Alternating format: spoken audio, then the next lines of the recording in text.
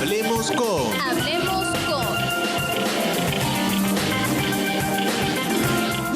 Bien, a esta hora tenemos vía telefónica a Alejandro Sauce, politólogo, amigo de la casa, por supuesto, del portal puntodecorte.com. Alejandro, ¿cómo estás?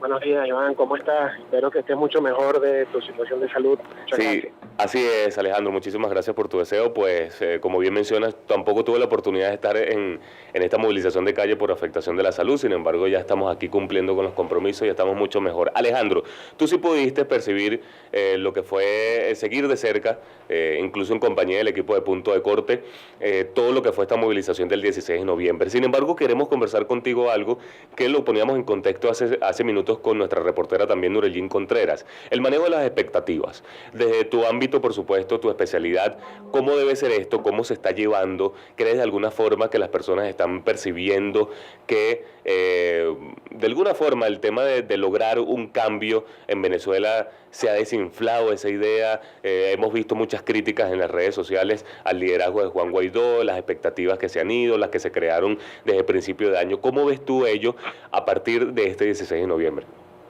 Mira, yo creo, en primer lugar, hay que celebrar el hecho de la concentración masiva que se desarrolló a nivel nacional. Es un primer detalle para diferenciarlo de la concentración oficialista.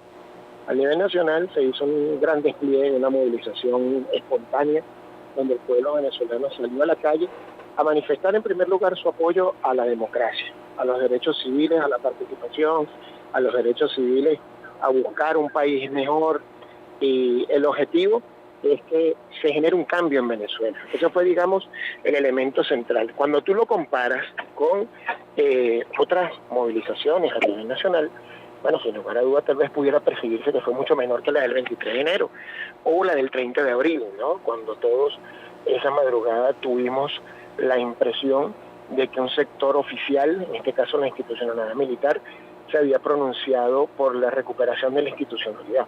Entonces lo primero que tenemos que tener en cuenta es que efectivamente cualquier movilización pacífica, cívica, que busque restablecer el hilo democrático y la institucionalidad democrática en Venezuela, la plena institucionalidad democrática en una democracia media, es positivo. Por tanto, debe ser valorada esta movilización de manera positiva. Cuando hacemos los comparativos, Joan, lo primero que debemos entender es que la movilización que desarrolló el sector amplio de la oposición venezolana, salvo algunos que consideraron no participar, se le respeta a pesar de que no se comparte, porque toda movilización y toda participación cívica siempre debe ser respaldada, incluso en los peores contextos. Pero lo primero que debemos comparar es eso. El oficialismo hizo una movilización concentrada en Caracas. La oposición venezolana y el gran bloque conformado a través del Frente Amplio lo hizo a nivel nacional, en todos los estados del país. Lo segundo es que siempre es necesario articular con las distintas organizaciones sociales, es decir, también no se movilizaron solo los partidos políticos, que es una expresión que hemos visto en los últimos años en Venezuela, sino que se movilizó un grueso de sectores que forman parte de la Plataforma Nacional del Conflicto, es decir, magisteriales, sindicatos, organizaciones sociales, distintos gremios, sectores estudiantiles, lo cual es un elemento central para poder cohesionar y unificar la lucha por la recuperación de la institucionalidad. Alejandro, sí, continúa, por favor, continúa. Cuando algunos tratan de decir que es que la oposición perdió fuerza, que es que el liderazgo de Guaidó se ha debilitado, oye, mira, yo creo que hay que no tener objetividad y no solo tener una venda que te cubren los ojos al decir que el liderazgo de Juan Guaidó se ha debilitado. Después de todas las circunstancias que se han atravesado durante este año, creo que es un liderazgo que está allí, que está consolidado, que las últimas encuestas dicen que está por encima del 50%, lo cual es sumamente importante, pero sí es necesario entender que una sola persona, en este caso Juan Guaidó, no puede movilizar a un país. Tiene que ser un país consciente de un debilitamiento en la institucionalidad, de una profunda crisis económica, de una profunda crisis política. Es decir, todos nos debemos convertir en este caso en un Guaidó más, en movilizarnos. Yo creo que él ha sido atacado sobre todo porque él ha tenido una visión, digamos, estratégica, la cual comparto. Esto no es un tema de polarizar, de quiénes estuvieron, quiénes no estuvieron. Este es un tema de sumar la mayor cantidad de fuerzas colectivas para lograr un objetivo político que es la reinstitucionalización de Venezuela, de la democracia venezolana, de enrumbarnos por una dinámica distinta desde el punto de vista del desarrollo social, político, económico, y bueno, de volver a ser el país que fuimos en algún momento. Pues. Alejandro, fíjate que mencionas algo importante, que es el tema de las encuestas. Hace minutos, antes de comenzar el programa, estábamos conversando sobre un hipotético escenario electoral, pero presidencial, en donde, mi parecer, es una opinión muy personal, apuesto sin duda alguna que si participaría, por supuesto, Nicolás Maduro y Juan Guaidó, gana Juan Guaidó arrasando. Sin embargo, este apoyo ya no se ha visto, y es una realidad, Alejandro, es una realidad que hay que analizarlo. Ya no se ha visto, de alguna forma, en las movilizaciones de calle, por ejemplo, desde el principio de año. Ya no se ve el apoyo masivo en calle. Sin embargo, si se da un escenario electoral, esto, por supuesto, sería totalmente revertido, y creo que Juan Guaidó, liderazgo de Juan Guaidó recibiría un apoyo total. ¿Cómo podemos analizar esto? Porque, por supuesto, en un año han pasado muchas cosas, procesos de diálogo, procesos de negociación, sanciones de los Estados Unidos, pronunciamientos de la comunidad internacional, reconocimiento de más de 50 países a Juan Guaidó. Todo ello ha influido de alguna forma, aunque ya las movilizaciones de calle no son tan masivas como a principio de año, ¿no? Exactamente.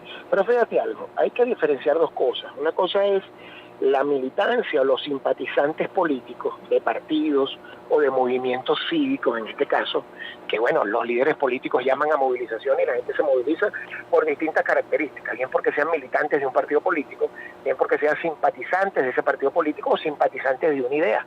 Eso es distinto al tema electoral. Venezuela es un país de una profunda vocación democrática y eso debe entenderse. Y dentro del ejercicio de la democracia venezolana, el ejercicio del sufragio como derecho democrático que tienen los venezolanos ha sido un ejercicio permanentemente masivo.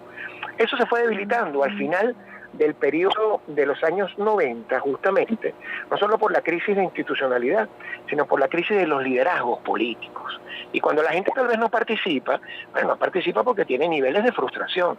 Mira, si tú ganas una Asamblea Nacional como la ganó la oposición en el año 2015, y en vez de decir, como se dijo en ese momento por parte del presidente de la Asamblea, Henry Ramos, en indicar que en 6 meses Maduro no estaba, tú dices, vamos a hacer un ejercicio parlamentario para fiscalizar lo que hace el gobierno, para construir políticas públicas y para buscar un logro que sería el objetivo político de la toma del poder por la vía electoral, bueno, la gente no se hubiera frustrado, pues la gente se frustra cuando usted le va generando expectativas de un día D, y ese día D nunca llega, sobre todo si estás incitando a través del día D en otros planes, los cuales uno no comparte, a través de soluciones que no sean democráticas. Entonces, hay que entender la participación en actividades de calle, en manifestaciones sociales, a la participación electoral. Yo creo que la oposición tiene que aprender con todo lo que ha vivido a lo largo de estas 2 décadas, en que debe participar en todos los escenarios.